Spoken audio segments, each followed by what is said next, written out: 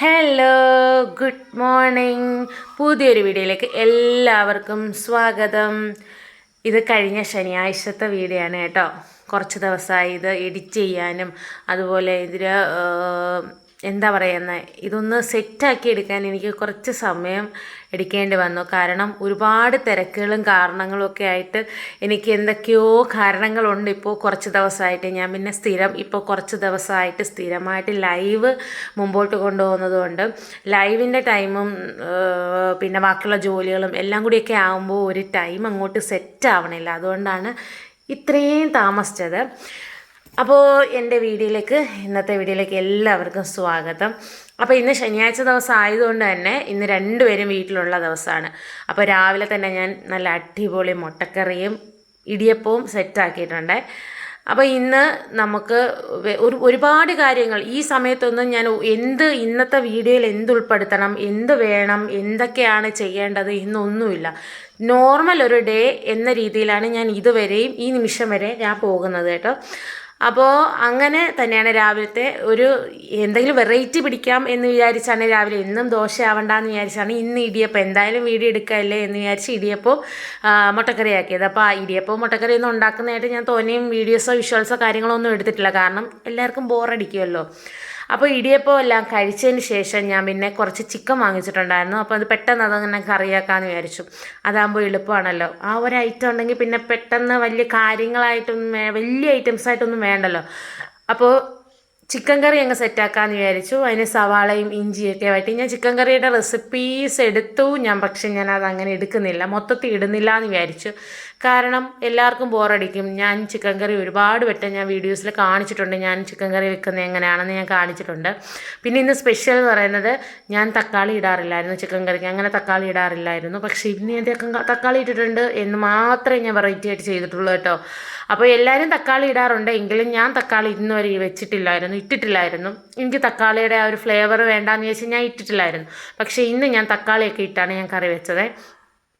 ഇഷ്ടപ്പെട്ടോ എന്ന് ചോദിച്ചാൽ ഇഷ്ടപ്പെട്ടു, എന്നാൽ ഇഷ്ടപ്പെട്ടില്ലേന്ന് ചോദിച്ചാൽ ഇഷ്ടപ്പെട്ടില്ല. എന്തോ എനിക്കറിയില്ല, അങ്ങനെ എന്തോ ഒരു ഇതിലാണ്. അപ്പോൾ എന്തായാലും ചിക്കൻ കറി പെട്ടെന്ന് തന്നെ ചിക്കൻ കറി റെഡിയാക്കി വെച്ചിട്ടുണ്ട്. ഇനി നമുക്ക് ഒരിടത്തുവരെ പോവാം. അപ്പോൾ പെട്ടെന്ന് പോയി കുളിച്ച് റെഡിയായി ഞാൻ സുന്ദരി കുട്ടപ്പിയായിട്ട് ഞാൻ വരികയാണേ. നമുക്ക് ഇന്നൊരു സദ്യ കഴിക്കാൻ പോകണം ഉച്ചയ്ക്ക്.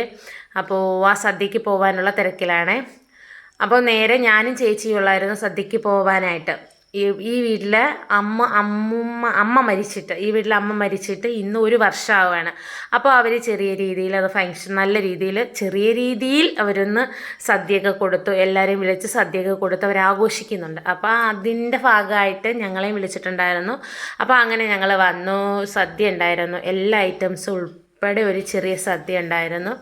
അപ്പം നല്ല തിരക്കുണ്ടായിരുന്നു കേട്ടോ. കുറച്ച് പേരല്ലായിരുന്നു, നല്ല രീതിയിൽ ആളുകളുണ്ടായിരുന്നു അവിടെ. അപ്പോൾ എന്തായാലും നമ്മൾ നല്ല അടിപൊളി പരിപ്പും പപ്പടവും സാമ്പാറും പ്രഥമനും എല്ലാം കൂട്ടി നല്ലൊരു സദ്യ അങ്ങോട്ട് കഴിച്ചു.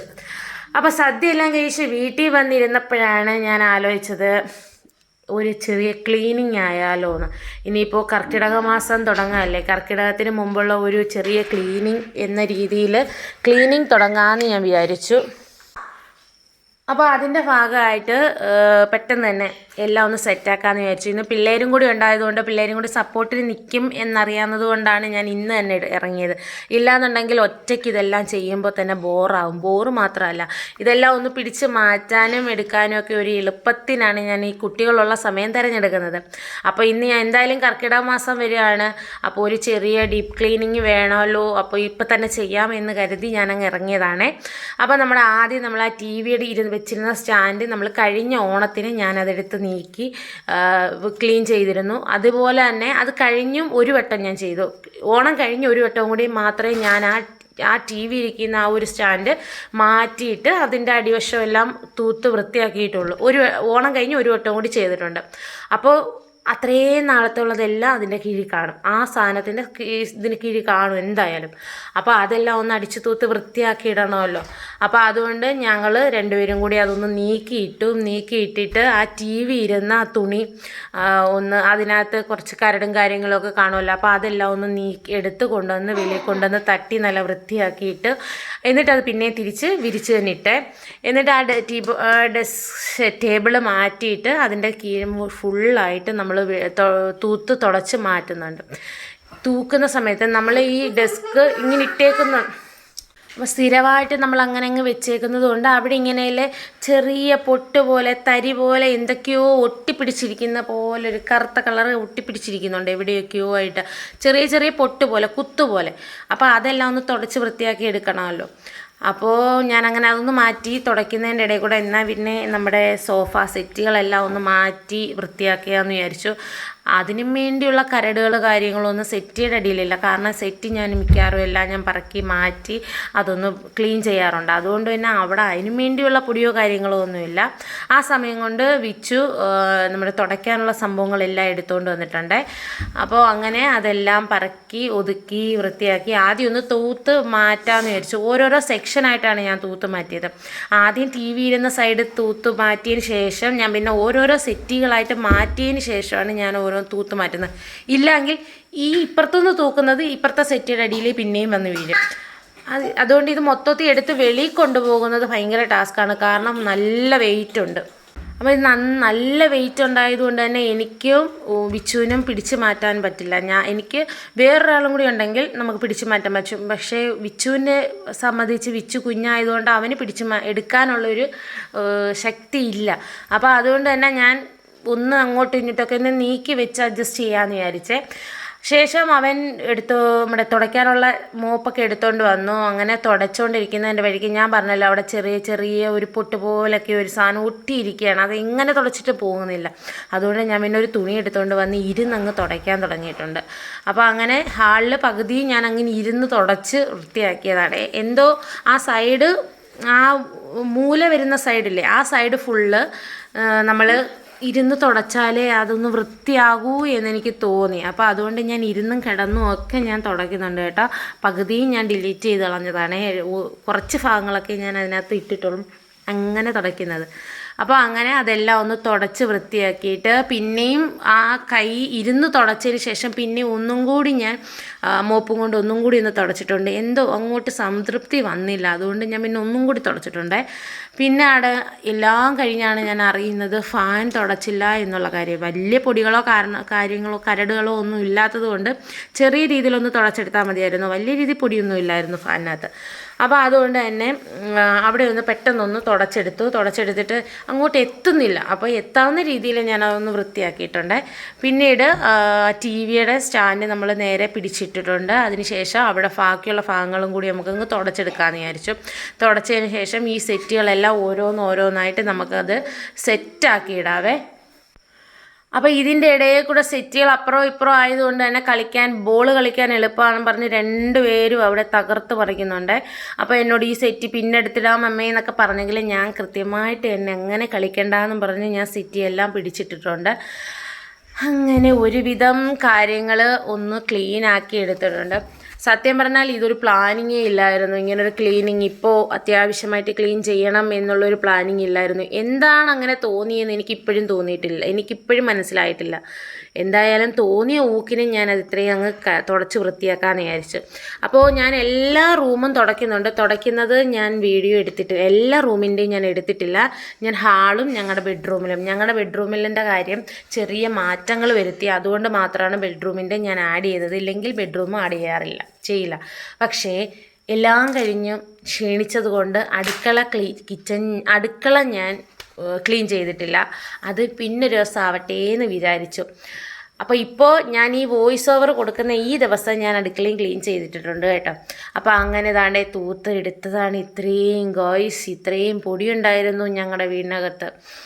അങ്ങനെ പിന്നെ നമ്മുടെ മുറിയിലേക്ക് നേരെ തന്നെ നമ്മുടെ മുറിയിലേക്ക് പോവാണ്. നമ്മൾ ഹാള് ഡൈനിങ് റൂമും നമ്മൾ നല്ല രീതിയിൽ തുടച്ച് ക്ലീനാക്കി ഫുള്ളായിട്ട് തുടച്ച് ക്ലീനാക്കിയതിന് ശേഷമാണ് നമ്മൾ ബെഡ്റൂമിലോട്ട് കയറുന്നത്.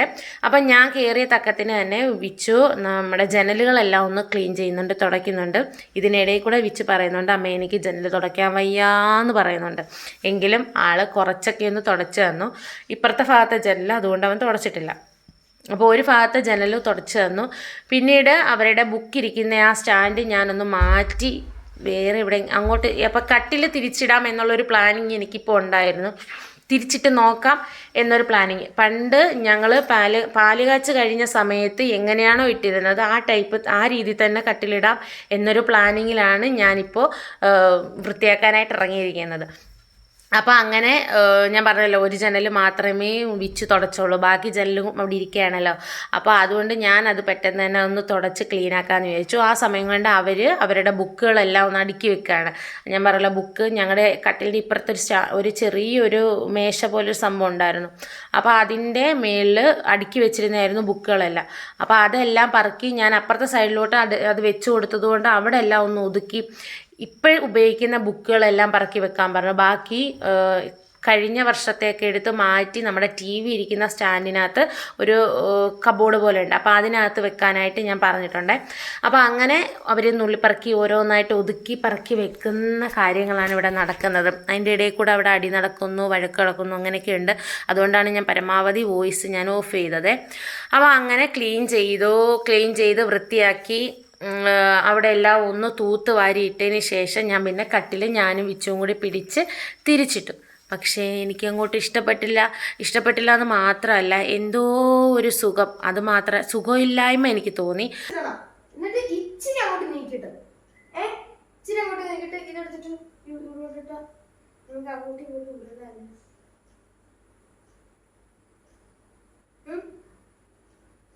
ബാത്റൂമിൽ കയറേണ്ട ആർക്കും ഇങ്ങനെ കയറിയാ പോരി.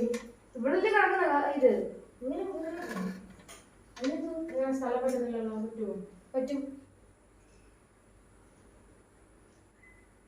അടക്കണമെങ്കിൽ ആട്ട് ഇങ്ങനെ സിമ്പിളായിട്ട് അടയ്ക്കാം. അതല്ലേ ഞാനും പറഞ്ഞത്. ഇങ്ങനെ പിടിക്കണം, ഇവിടെ പിടിച്ചിട്ട് ഇവിടെ ആക്കണം. ഇവിടെ ആക്കിയാൽ മതി. ഈ ജസ്റ്റ് വരാൻ മതി. ഇവിടെ ഇത്രയും മതി. ഇവിടുന്ന് അങ്ങോട്ട് പോകണ്ട. എന്നിട്ട് ഇത് പിടിച്ചിട്ട് ഇങ്ങോട്ട് വിട്ടാൽ മതി. കാര്യം കഴിഞ്ഞു. അപ്പൊ നമുക്ക് അങ്ങോട്ടും പോയി ഇങ്ങോട്ടും പോവാം. അങ്ങനെ വിച്ചുവിൻ്റെ ഐഡിയ പ്രകാരം ഞങ്ങൾ കട്ടിൽ ഇങ്ങനെ ഇട്ടു. എങ്ങനെയുണ്ട്, ഇഷ്ടപ്പെട്ടിട്ടുണ്ടോ എന്ന് പറയണേ. അപ്പോൾ വിച്ചുവിൻ്റെ ഐഡിയയാണ്. എന്തായാലും കുറച്ച് നേരത്തെ ആലോചനയ്ക്ക് ശേഷം ഞങ്ങളത് അങ്ങനെ അങ്ങ് റെഡിയാക്കി. അപ്പോൾ നമ്മുടെ വീട് മൊത്തത്തിലൊന്ന് ക്ലീൻ ചെയ്തിട്ടുണ്ട്.